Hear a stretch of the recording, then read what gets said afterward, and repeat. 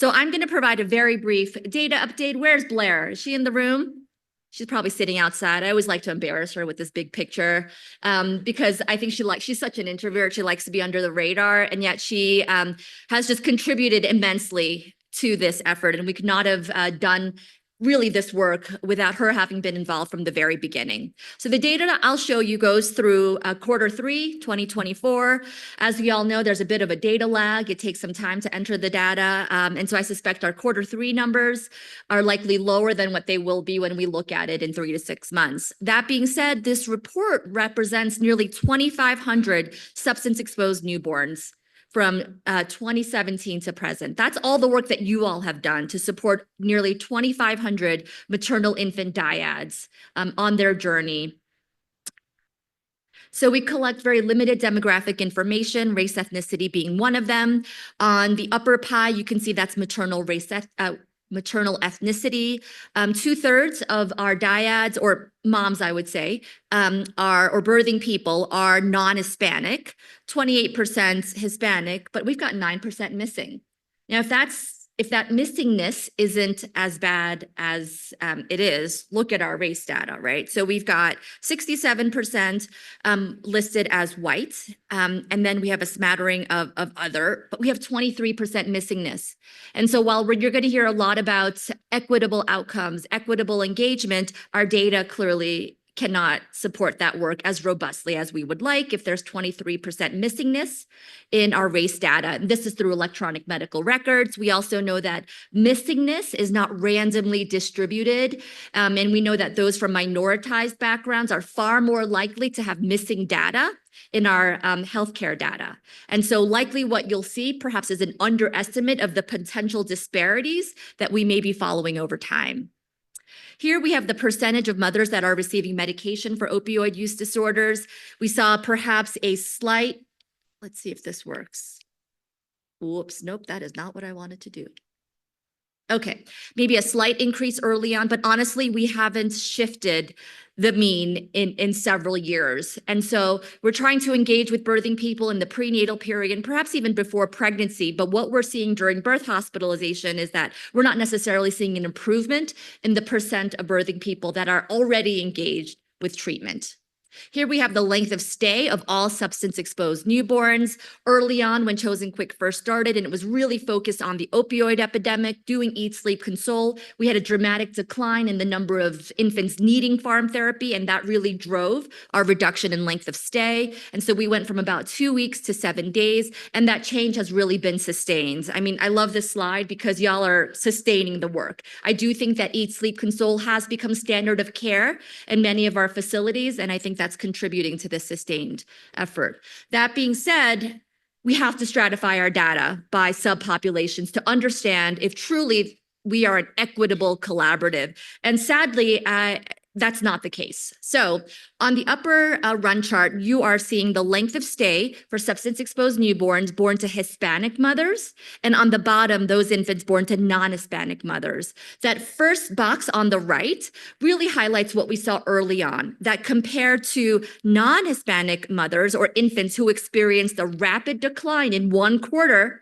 in length of stay, infants born to Hispanic mothers actually took 3 to 4 quarters time to reach that same decline. And Blair Weikel, has published on this, that our Hispanic families, it took them far longer to experience that reduction in length of stay. We followed this over time, and then in the last couple of years, what we're seeing again is this sort of growing disparity. So what you see is that while for non-Hispanic infants or infants born to non-Hispanic mothers, their length of stay has declined further to a new mean of 5.5 days.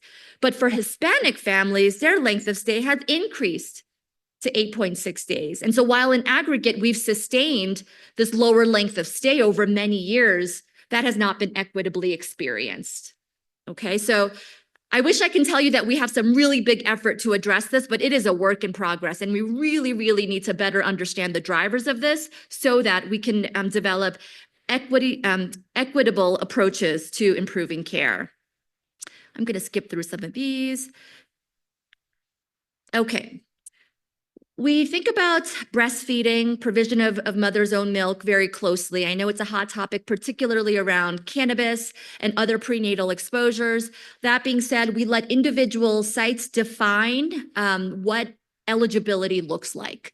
We have some suggested criteria for what is we consider quote unquote safe breastfeeding during birth hospitalization based on prenatal exposures, but we leave it up to the hospitals to decide how you all define it. So the upper graph shows the percentage of SENs who are eligible by whatever criteria y'all are using.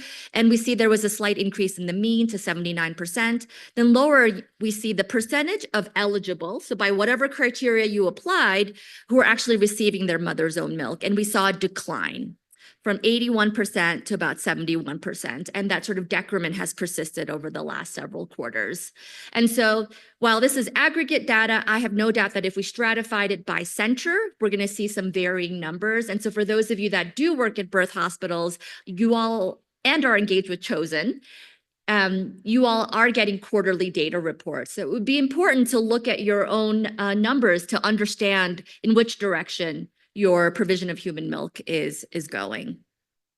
Okay, now we're going to go into those sort of transition periods, right? One practice that we were following very closely was early intervention referrals. We saw that early on, our rates were really low, despite we all in the room feeling that every infant who has prenatal substance exposure should have a referral to EI in place by hospital discharge.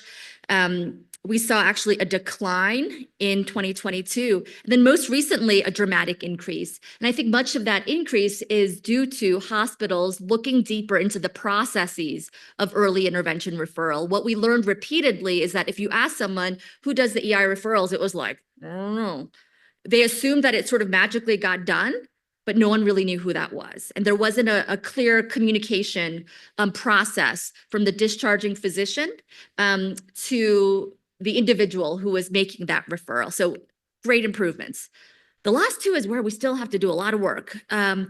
We really, really want prenatal anticipatory guidance and counseling to happen with families so that they know what to expect during birth hospitalization. So our antenatal consultation rate remains really, really low. That being said, I know that places like Denver Health and Poudre Valley are thinking of innovative approaches to engaging with families in the prenatal period. So this clearly needs more attention. And then warm handoffs to primary care pediatricians. We are seeing a little bit of an increase, 20 to 28%, still far from optimal. If we consider these infants to be high risk, 100% of these infants should be having a warm handoff.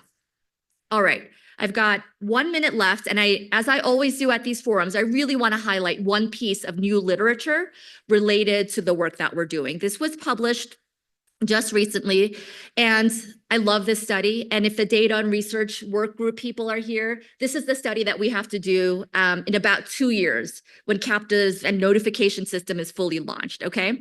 So this is a PRAM study from Connecticut. What they sought to do was compare their CAPTA notification system of substance use compared to state self-reported prevalence estimates of substance use through the PRAM survey. So the CAPTA notification system, you're going to hear a lot about that as to how it's going to be operationalized here in Colorado. But really, it's having strict criteria to say that I am less concerned about the safety of this infant, but there is prenatal substance exposure, and federal legislation states that the birth hospital has to report that prenatal exposure. But it's not a child welfare report, just a notification. And so they're looking at their notification portal, which went live in 2019. So ideally, that should be sort of a population-based assessment of substance use in the birthing population, right? If there's got to be a notification, but not necessarily a reporting. And they're comparing that to the PRAM survey, which is a state-based perinatal surveillance system. And moms are asked a whole series of questions, a section of which is focused on substance use. That also is population-based. Ideally, if you compare the two, it should be pretty similar, right? So they're looking at just 9 months of data, so certainly a limitation there. So really, they wanted to see how CAPTA notifications compared with sort of the quote-unquote gold standard of the PRAM survey. And so this is what they found. So I'm going to walk you through this a little bit. First of all, it's stratified by race ethnicity. I'll say that for PRAMS, which is linked to birth certificate data, race ethnicity missingness is extremely low, which is why birth certificate data is one of the most reliable ways to collect race ethnicity data for our birthing population. So missingness real low with PRAMS. For the CAPTA notification, 10% missingness, race ethnicity, okay? So stratified by race ethnicity, the first bar graph, that's the lightest, that's CAPTA. The next one is PRAM's report of any substance use. That could be alcohol, tobacco, any substance. The third column is PRAM's, but having 4 or more drinks per week. Because for the CAPTA notification, what they considered to be low use drinking in the perinatal period was not a criteria for notification, okay? And then they have the last one, PRAMs, drugs, but not alcohol. So that's how they are doing this comparison. So the first thing I'll say is that let's focus on PRAMs 4+, right? So it's moms in Connecticut reporting that they have any substance use or they drink at least 4 or more alcoholic beverages per week. So on the PRAM survey that you can see it's about 11.1%, 11.5, 10.4, 8.3. So kind of similar, right? In terms of the whole population, of the birthing population of Connecticut is reporting that. Compare that to what's captured in CAPTA, the CAPTA notification. They have 5% of white mothers reporting use compared to 10%, 4.6% of Hispanic, 1.3% of other. So if we say that PRAMS is the gold standard, it's self-reported substance use, why are we seeing an overrepresentation of Black mothers in the CAPTA notification? And so I bring this to you to kind of get the wheel spinning, is that we are trying to focus on equity, and no one developed the CAPTA notification with the intent of, oh, this is going to be an inequitably distributed intervention. No, but there's unintended consequences. And so we have an over-reporting or over-notification of Black pregnant people and new mothers through the Connecticut CAPTA notification system. And I'll tell you that absolutely was not the intent. And so this just highlights that if we're gonna do this quality collaborative work, we have to be really mindful of how we do it in a way that's equity focused. So what does equity focused QI look like? This review article is fantastic. It's done by several junior faculty who are neonatologists who are real passionate about social justice and equity. And really, they posit that we have to think about 4 core pillars in order to do equity-focused QI. You need stratified data by the subpopulations that you want to follow disparities over time. That may be race ethnicity. It may be primary language, rural urban residents, but you need that data. You need to engage families and community partners in this. So I showed you early on for the chosen data, we're seeing this increase in disparity in length of stay for our Hispanic and non-Hispanic families. I'll tell you that we can go into the hospitals and kind of get a better sense, but you know where we're going to get the most accurate data are from the families themselves, from the families that we are serving, to hear directly from them why they think the results are as they are. So we need to engage those with lived experience. We need to think about root causes and focus on systems, not individuals. Yes, there's individual level biases that still exist, I have no doubt, but really we work within these large ecosystems that are perpetuating these bias practices. And so I really encourage you today, because you will hear a lot today of innovative approaches, but keep thinking, is this equitable? How does this impact subpopulations? And if you're not sure, if the presenter isn't sure, then that's the next step, right? Not just to employ the intervention, do the work, but really understand by stratified subpopulations who gets those services, who gets the good outcomes, and who doesn't.